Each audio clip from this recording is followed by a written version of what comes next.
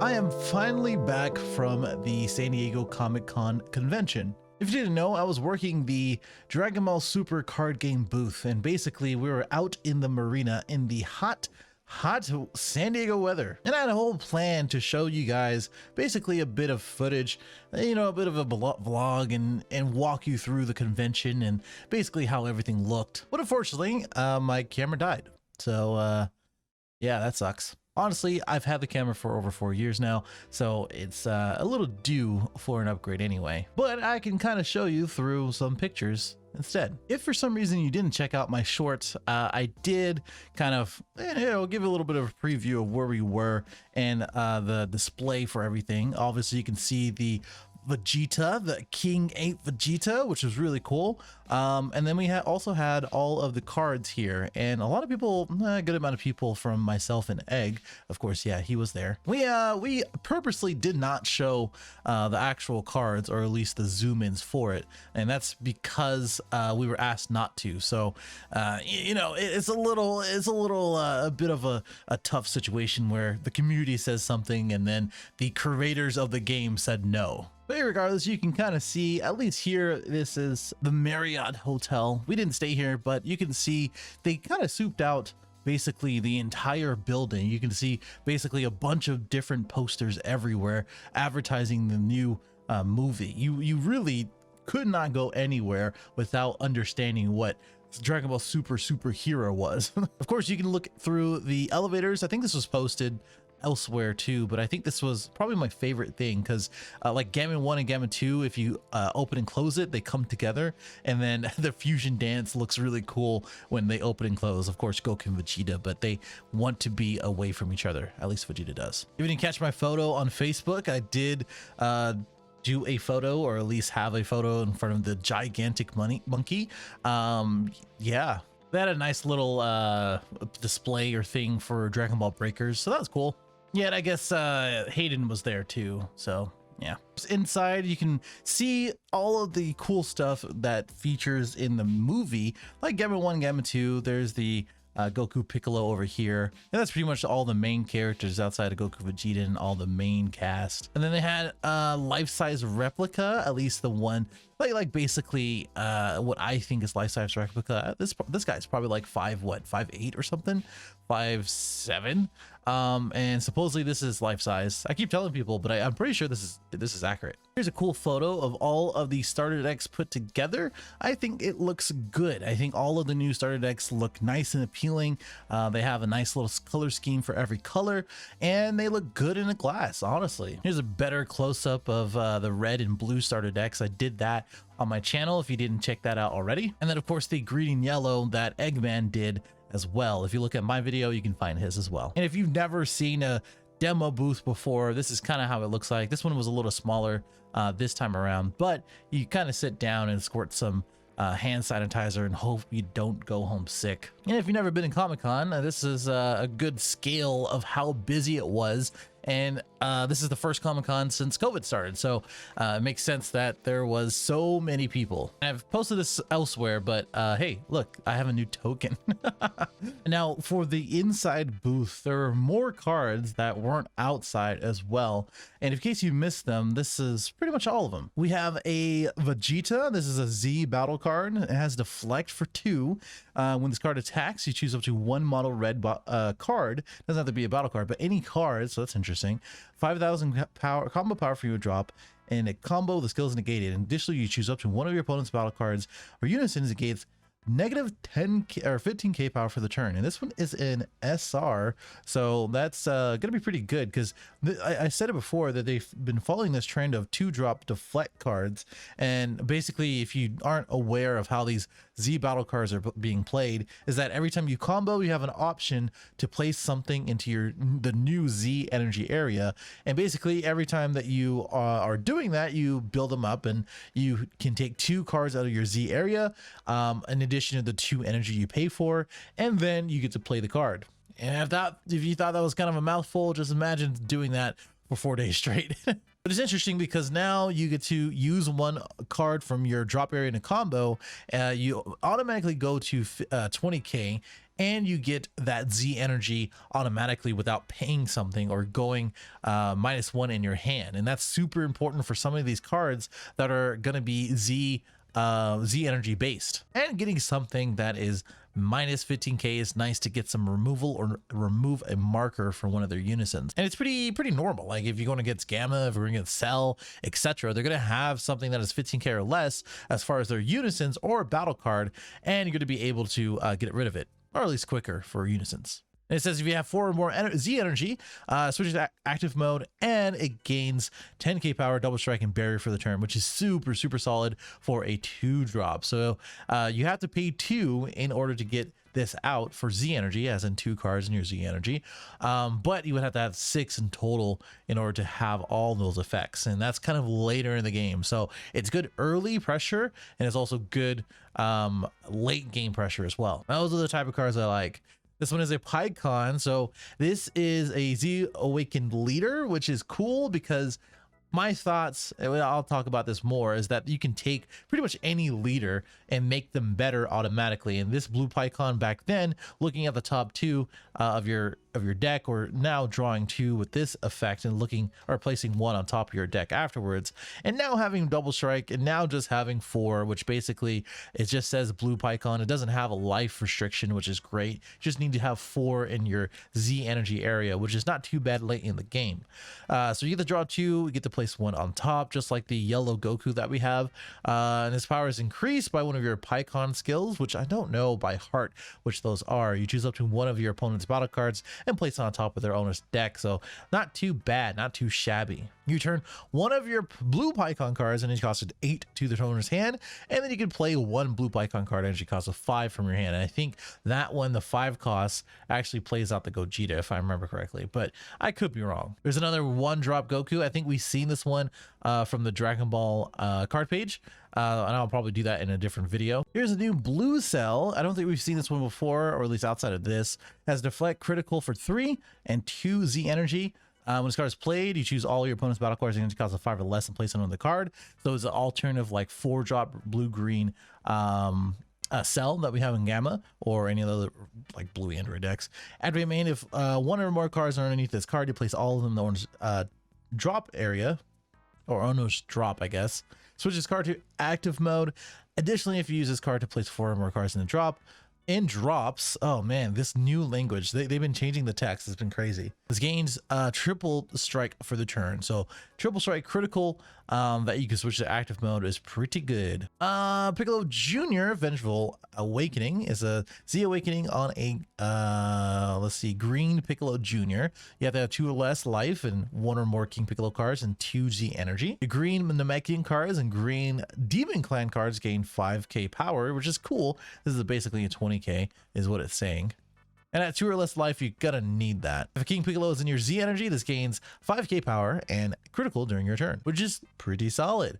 You play up to 1 green Demon Clan, and then you cost 3 or less from hand, and that is also very good. I can't think of which green Piccolo is this target. I'm gonna have to take a look at the list. We have the Frieza that has 2-drop deflect and 1 Z energy, deflect double strike, and this when this card is played, you choose up to 1 of your opponent's battle cards and you cost 5 or less and KO it. You place 1 of your Z energy in an Elmer's drop. When the other green battle cards or energy costs 2 or more attacks, your opponent discards 1 card from their hand. So like I said, it's only once per turn. This is Evolved Defender Son Goku.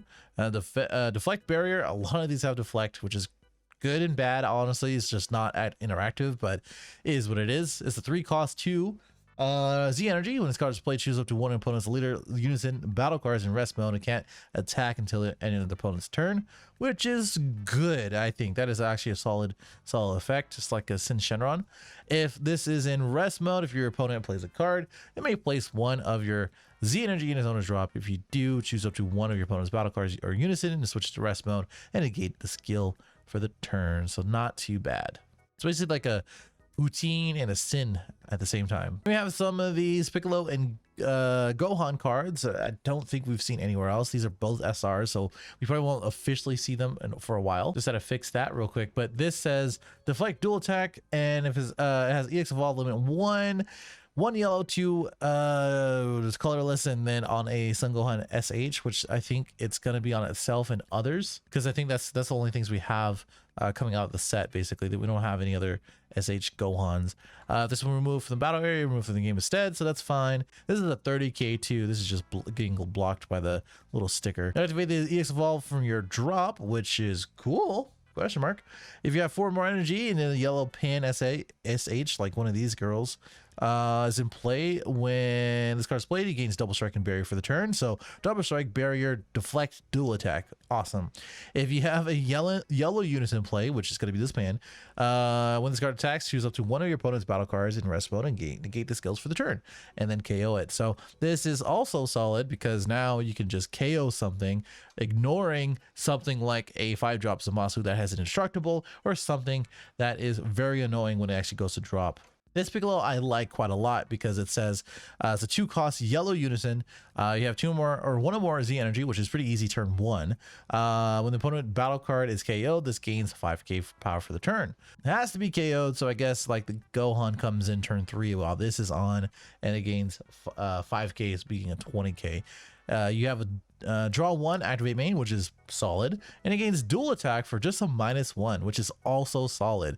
I just really like that. So you just KO something, go to 20k, and then dual attack. I think this is going to be used in like pretty much any yellow deck. You really don't have to have something specific. And by the way, like Z energy is just for everyone, so you can just use Z energy in general, even if you don't have a Z energy like card, like battle card or leader. T-Way, Pan inherited bloodline has a deflect, unique, and dual attack. It's only a 10k. It gets removed from game if it gets removed. Look at this art. This art's cool. If your leader is yellow for 1 yellow and your opponent has 2 or more energy, you place this card from your Z energy in your drop to pay for the Z cost of a mono yellow Z battle card, energy cost of 2 or more. Play this card from your drop, and then choose up to one of your opponent's battle cards in rest mode, ignoring barrier, and KO it. So yellow, 2 or more energy for the opponent, and then when you place this card from your Z energy, so like you have to combo this, place it from Z energy into drop, you would pay for a 2-cost mono yellow Z battle card. You get that effect. Wow, that's a mouthful. And then you get choose up to 1 mono yellow card with a 5,000 combo power from the drop, with the combo skills negated for the battle. So basically you get to pop something ignoring barrier if you play a 2-cost and you have 2 more energy and your leader card is yellow, plus you get a free combo and you have dual attack. So you can, if you have 2 combo power things in your drop area, you can swing 15k twice, and then both of them can go into your Z energy if you needed to. Solid card, awesome. Too much text, I hate it. Pan facing new foes. Yeah, if you have a Gohan, the one that we just saw in rest mode, your opponent can't attack this card. Wow. Okay. Yellow auto, yellow 1. If your leader card is a Piccolo Sesh, when this card is discarded from your hand, play this card from your drop in rest mode with a marker on it. So this is a 1-cost marker, 15k. You get 2 + 2. Wow, that is just strong in general because it's just a +2. Well, I guess you discard 1, so whatever. Okay, but we also have another +2. You choose 1 Sun Gohan Shush in your battle area rest mode against 10k power until the start of your next main phase. So I guess it's just protecting this or something else. All right, anyway, so my thoughts on Z awakening leaders and as well as just Z energy in general. I think here are the pros, right? So the pros are the Z awakened leaders can basically reboot any leader. You don't have to necessarily print a major reboot leader or like something just like period. You can use that Z leader, you know, very sparingly against a lot of other named leaders, so like Vegeta, Piccolo, Cell, whatever it may be, and you can do that forever. Restrict a lot of different things using Z energy, which is also a pro, but also give it really good effects. So like all these Z battle cards are great with deflect and all that, but you're limited in how many you can actually play throughout the game because you have to combo and you have to give up hand advantage, and that's something that in Dragon Ball is super important. Another pro is that like a lot of these cards are kind of exciting. Like it's really cool to see something like Reboot Pan come out, and also, you know, it allows the developers to get creative without pushing the boundaries of what the game is actually looking like, or it can be. Okay, those are kind of the pros. I think there's other stuff you can put in the comments below, but the cons, I think, are just, man, talking for 4 days straight and teaching people for hours on end. It really shows like how unfortunate this game is sometimes, because I think this game is very hard, unfortunately, for people who don't play card games. And I think it is also rewarding in the way of, as soon as you do learn it and you put the time into the game, it is such a good game to play. And it is something, this is a reason why I'm around for years on end, and why I've been enjoying and making content for it. But just to learn the basics is a lot. So just to teach a new mechanic along with the basics of the Dragon Ball Super card game to a new player who hasn't actually played any card games, it's really hard. I guess we could put another pro up there where we could say that for current card game players and current DBS players, that it's pretty good. Like it's really good, and gets a lot of people who used to play back into the game because some of their leaders have been boosted up. Oh, and another pro, speaking of existing players and existing competitive environments, is that this, like Z Awakening and as well as Z Battle cards, both of them, because they're different quote unquote resources and different types of things as you go later into the game that can help you, it can actually speed up games, which is awesome. I guess the con that goes with that is that because there's so many things that now are added with Z Energy and Z Awakening and Z Battle cards, it just now adds on to the pre-existing judge system that we need a more of a revamp. And now we have so many more rules that come with that. We have a whole Q&A, which I want to do another video on, that even Vashbinder had to put a Facebook post in and answer everyone's questions. So like rulings and different interactions are very unclear at the moment, and will probably add on to the current ruling issues. I think that's where all the cons kind of stop, which is good because I can't really think of anything else. Yeah, it is a little more complication. It is difficult to kind of teach when someone doesn't already know the basics, and there are more rules, but at least it does help the game speed up just a bit. Either way, I love this weekend. I love the new mechanic. I love the new art, even though some people don't like it. Let me know what your thoughts in the comments below, and as well as subscribe if you are new. I will be testing all of the new reboot leaders because they got revealed, and pretty much all of the starter decks got revealed for that. So I am more than happy to start testing that. So definitely check me out on this channel or on my Twitch in the description below, and I'll see you in the next one.